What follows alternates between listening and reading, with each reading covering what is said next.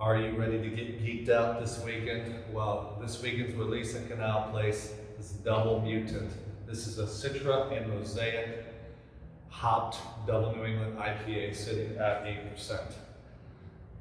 Now this one's kind of an interesting release because it doesn't follow our normal procedures of experiment, scale up. So usually, as you guys know, our Valley location, kind of our pilot system, our experimental system, we'll do a batch as a lab rat, as a fruit dance party, as a double whirlpool party. And every time we release this small batch, we'll change the fruit, we'll change the hops, we'll change something, release it to the Valley to see how you guys like it via Untapped. And we will then choose to scale it up at Canal Place for distribution. This one did not follow that normal route. What happened on this one is we have made this beer in their separate forms prior. Remember Normality from our COVID release? That was an all Mosaic Double New England IPA, and Forced Evolution, that was an all Citra Double New England IPA. We've never made them with the hops together, with those two hops. I went through Untapped and I couldn't believe it. Like, why did we never use Citra and Mosaic alone as a combination? So this led to the name Double Mutant, because if you think about it, and I've been thinking about this all morning, how to explain the concept of a double mutant, which is a genetic term in layman's terms. So think about it this way. I'm going to be talking about alleles, and alleles are a pair of genes on a chromosome that represent a phenotype, which could be hair color, thin, thick, blue, red, white. And a regular allele is what occurs in the wild. So think of hair color. What kind of hair color occurs in the wild naturally? We've got black hair, blonde hair, blue hair, red hair, brown hair, and some variations in between. Right now I've got dishwater blonde hair because I'm getting old. So those are the hair colors that occur naturally. So what is a mutant? A mutant is a mutation on one of the alleles that you see that doesn't occur in the natural population. So if all of a sudden I had purple hair, I was born with purple hair, that would be a mutant allele. And because it is not represented in the population, it spontaneously happened through some means. So purple hair is like, whoa, what is that? That's a mutant.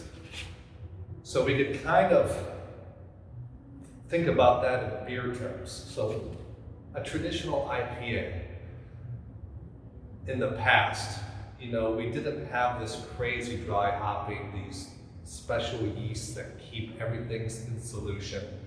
Think of a West Coast IPA. It's bitter. You put all the hops in at the beginning, a bunch in the middle, a bunch in the very end, and you get this bitter, citrusy or whatever combination you're looking for IPA that's usually clear.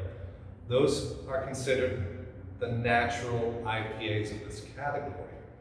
But, several years ago, we made these mutations to where we're putting in all these hops as dry hops. We're just stuffing it full of dry hops. There's a special yeast that we found, usually like a London 1318 yeast, we've used SO4, that during fermentation and also adding a lot of wheat, a lot of proteins and oats to it, will form these haze complexes and keep the beer cloudy. The hops are kind of still in suspension in this complex, and the hop aroma and flavor is even that more dramatic versus a conventional IPA. Think of Double New England IPAs as mutants. So, if you're following me so far, we've produced a all Citra Double New England IPA. Think of that as Mutant A, and an all Mosaic hopped Double New England IPA as Mutant B. Now, a double mutant is if these two forms come together in a new IPA, the phenotype, what you see, what you smell, what you taste, cannot simply be explained by their separate profiles. It's something entirely new through some combination, some interaction of the genes, which in this case the hops, that produces entirely something unexpected. So think of, back to humans, a purple-haired human, which is a mutant, gets with a green-haired human, which is a mutant. You would think naturally, oh, what's the color mix of blue and green? And that would be the expressed phenotype. Well, no, a double mutant is it. That simple additive thinking is not how it is. That double mutant would be striped. Something like, whoa. We never would have assumed combining purple hair and green hair would give us striped purple, green, or whatever. So that's what a double mutant is. It's a totally different phenotype, a totally different flavor and aroma that you get from these two hops that you wouldn't get separately, that you wouldn't guess separately. So I'm feeling pretty smart now, feeling geeked out. All right.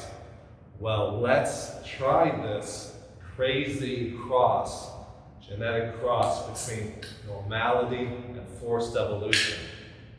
And remember, probably several episodes ago, I did try for genetic engineering.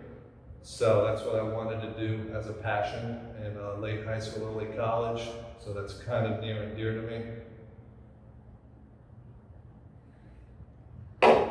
So I thought it was a cool spin, and with all the COVID stuff and the variants and the mutations, Delta, Gamma, Omega, continual viral mutations and adaptation. It's kind of fitting in this time period to release this beer. So definitely you get that citrus, melon, blueberry, bubblegum. Those are the characteristics of Citra and Mosaic.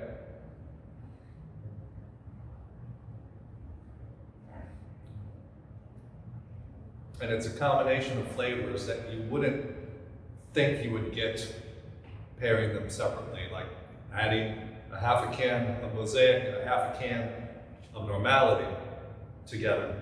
Half a can of Normality, half a can of Forced Evolution together would give you this flavor profile, but if you make it as a double mutant, you get something entirely different. This is entirely different. And I think these mono-hopped Double New England IPAs, I'm pretty sure, were one of our highest rated on Untappd.